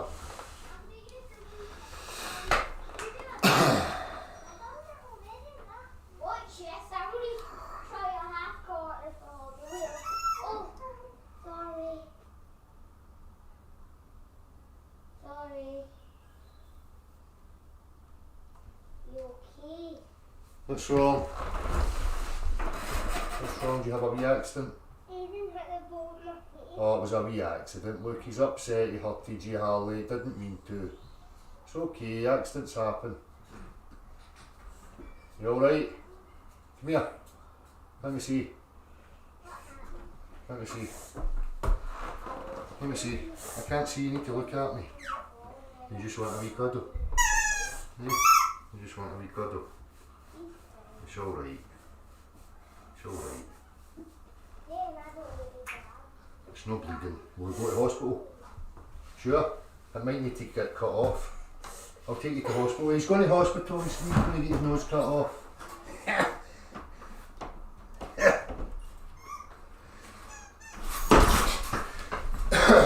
Anyhow.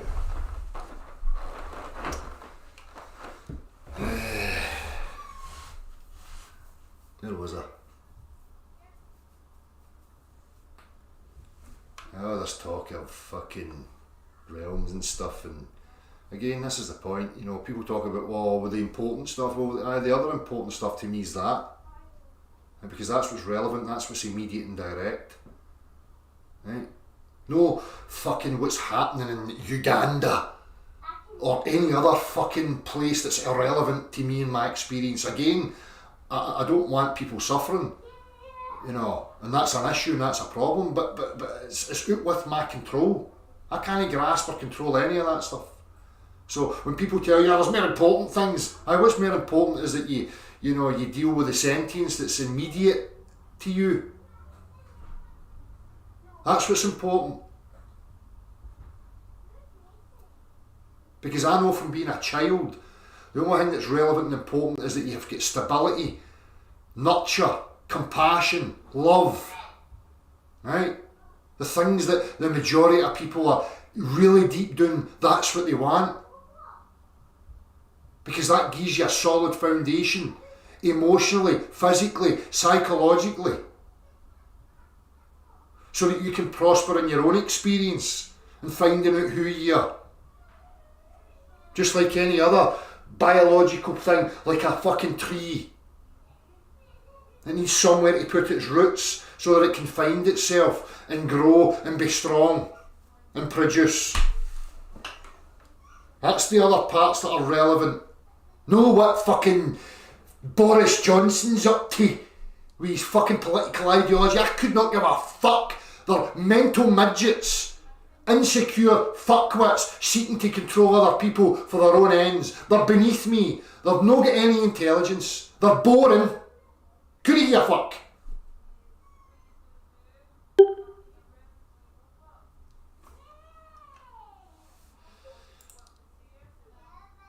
Yeah, stay in the call. Aye.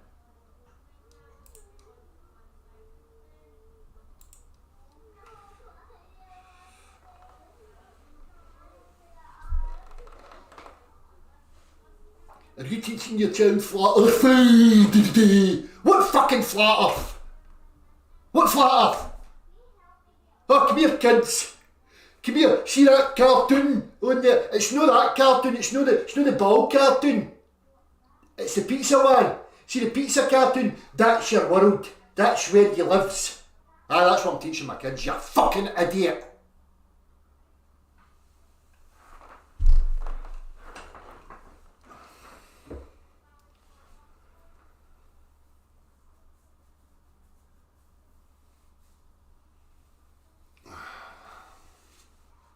Good times for all, Zach. Hello. Hope you're well. Thank you, son Mal. Selling Alien, hello. I can't help it, mate. I had to stop myself there. I was just about to burst into fucking Austin Powers. I've got to consciously tell myself no to do it.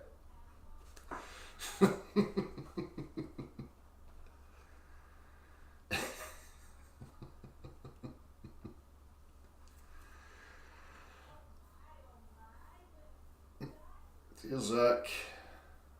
They're parasites, Martin Allen, you're right.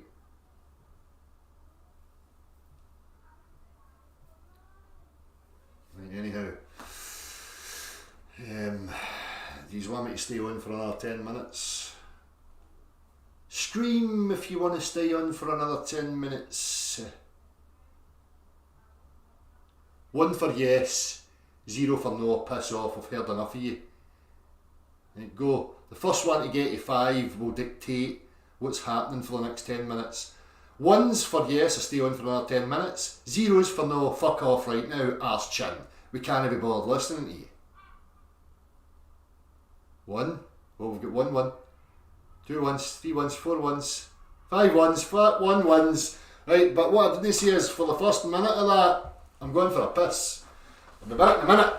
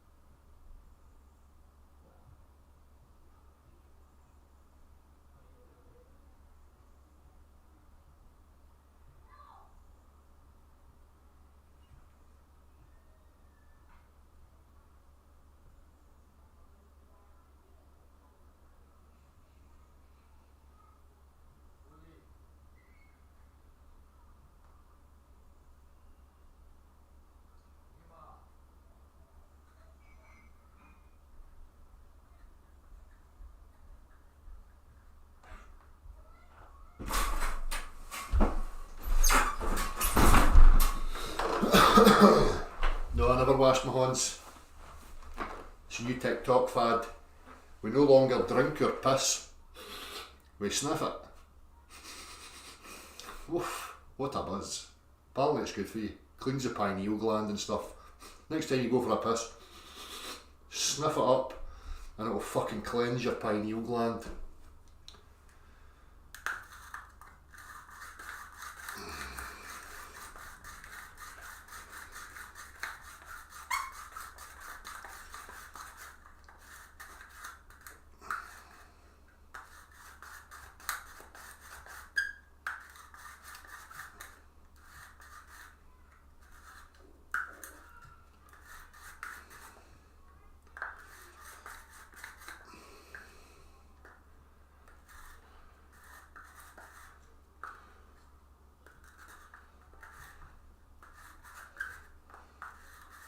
getting to that time.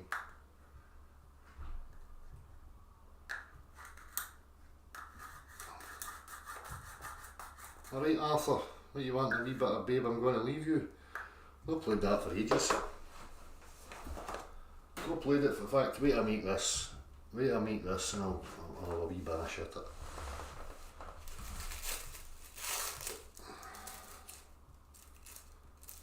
So we're winding down now.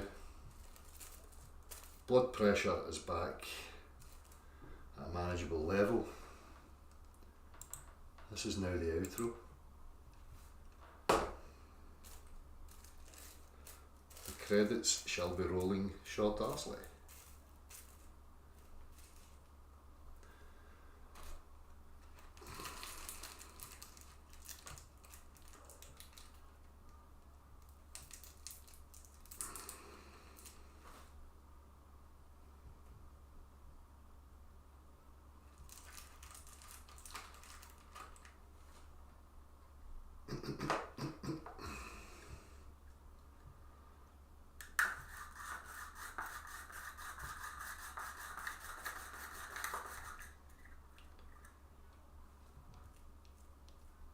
So what's been happening? What's been relevant to you in recent times? Where are people up? Where's your mind at? What do you think's going on? What is relevant to you? What's important to you right now?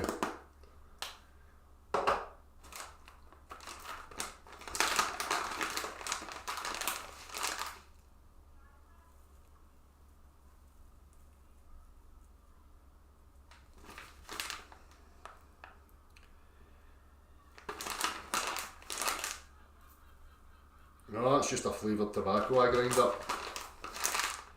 It's orange and mint flavour. Because the normal tobacco gets a bit boring. So it's just orange and mint flavour tobacco.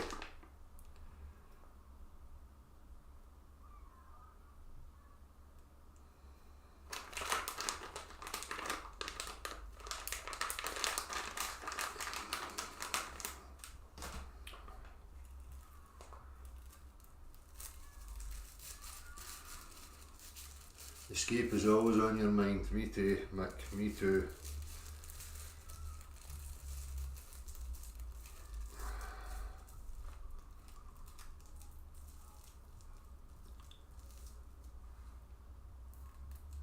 Tri-uppers, my nerves couldn't manage.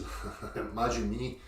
I'm honestly, the only things I ever took when I was young, I tried speed.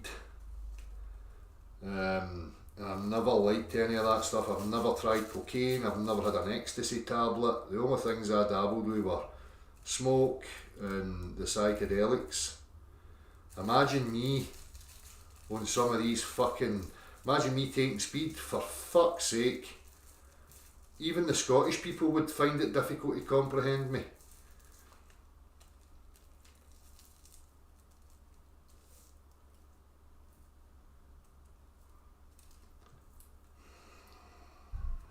Oh, I hated it. Ugh. Hated it. I've not drank alcohol since I was about 24. Maybe in, you know, tiny little amounts here and there if I'd like a nice cold neck of a beer or something. But that's about it. I just don't like alcohol at all.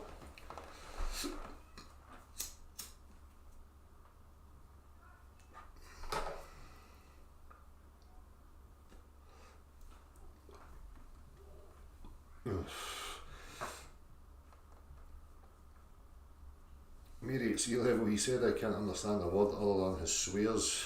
Who's this you're referring to?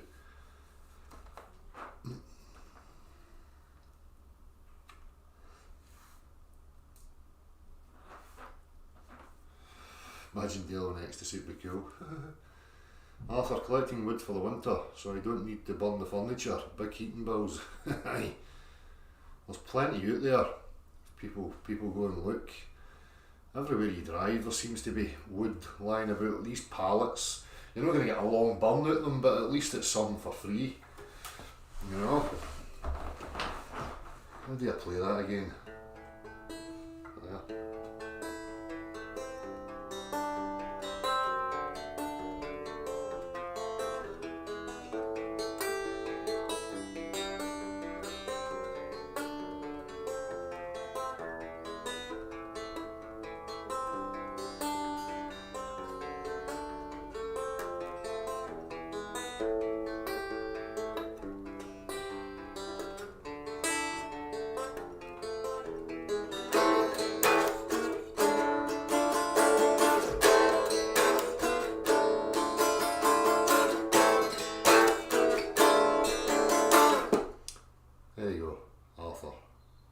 50 pence. I'm a bit sweaty. Pishy sweaty.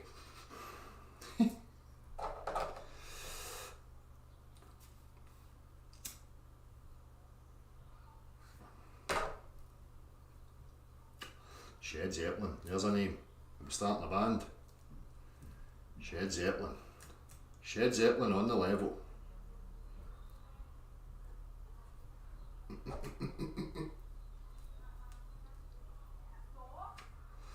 Right, 10 minutes is almost up now. 10 minutes is almost gone. See how the 2-bit fucks into you.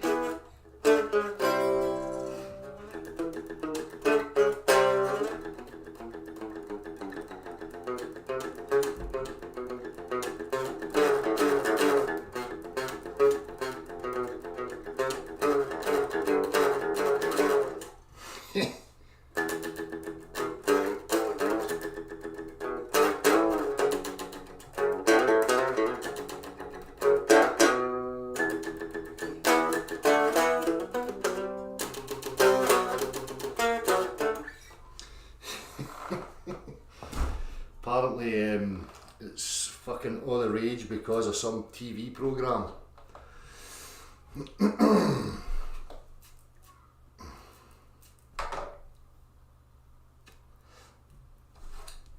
Short of straw.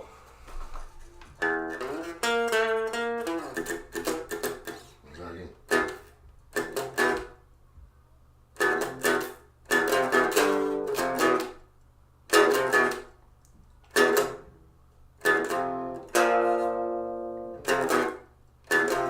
Something like that, Robert.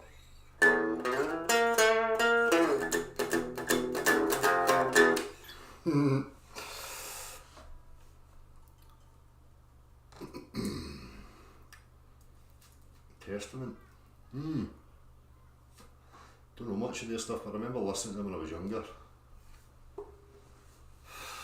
How's that?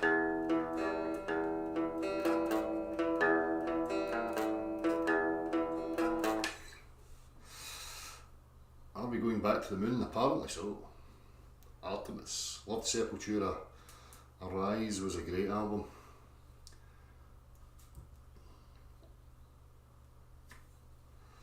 Did you speak with Dan about his experiment? What level world? What experiment?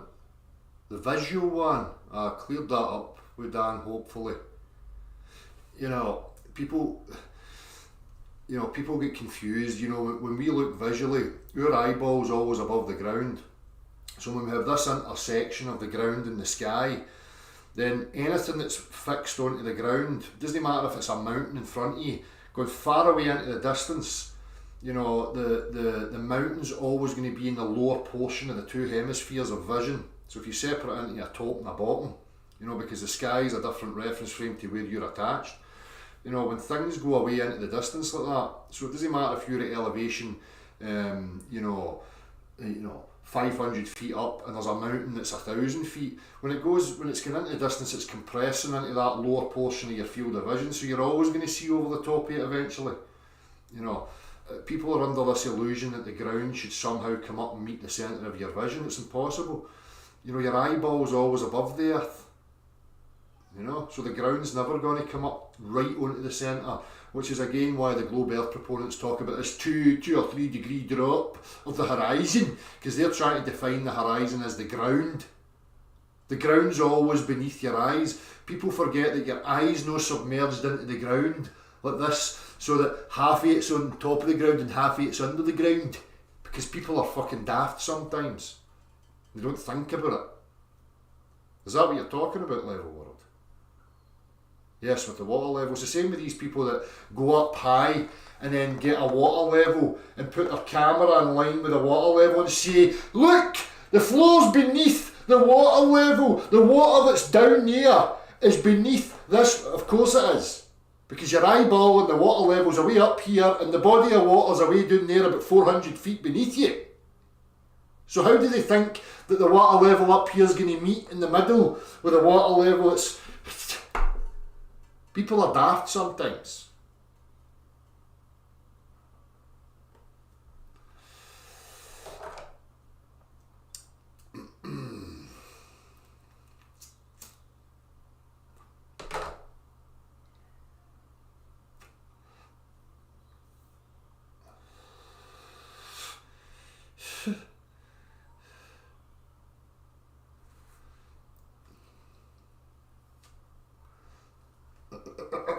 Yes, we have better plastic now, so we can get back to the moon and get beyond the Van Allen radiation belts and stuff, because we've got super duper plastic.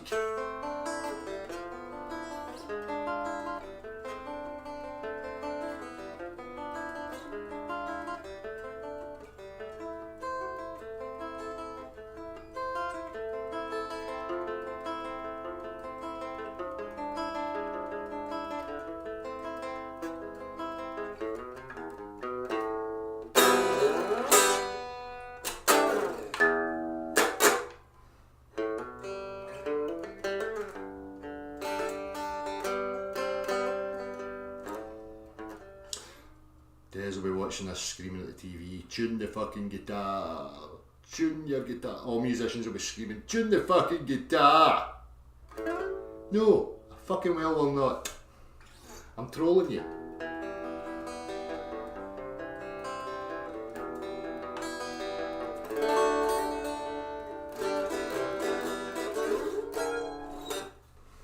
Who's your favourite guitarist, Del? I don't have one. People ask me stuff like that continually, like what's your favourite music, I'm just one of these people, if it's good, it's good. I don't pigeonhole things into, he's better than him, and everybody's got something good to offer. If it's, as I say, if it's good, it's good. I will listen to, obscure stuff, to mainstream stuff. If it's good, it's good. That's my reasoning.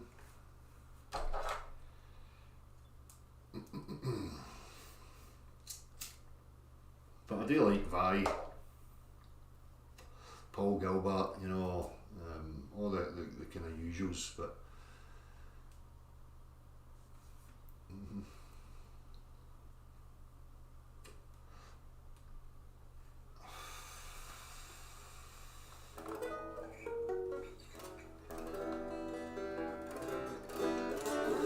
keep trying to get that one together.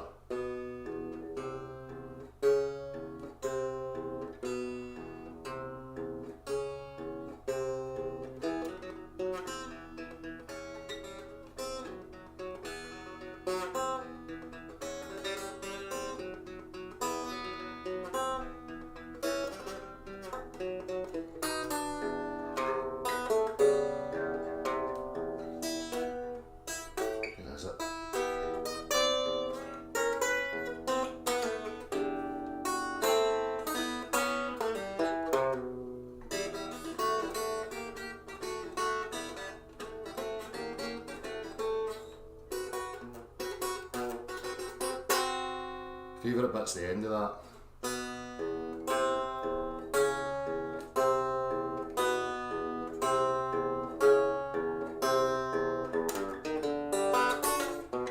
Bastard.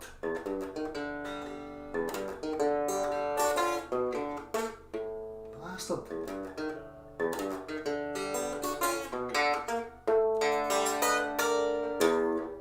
Bastard.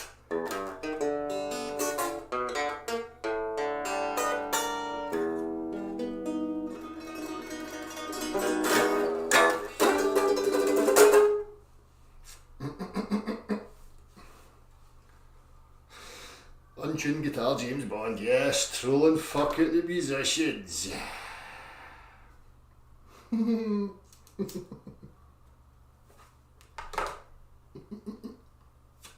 You'll get there. See, to be honest with you, it's about enjoying yourself. I've said that so many times before. Don't let the fucking pompous pricks affect you, just enjoy yourself. Not trying to impress anybody or be the best at anything. The best tunes don't come from that attitude, I'm afraid. Anyhow, I'm off, ski pops. I'll give you 10 minutes extra. That's how good a guru I am. Hope you appreciate it. Right. Take care of yourselves and all that stuff. Bye bye.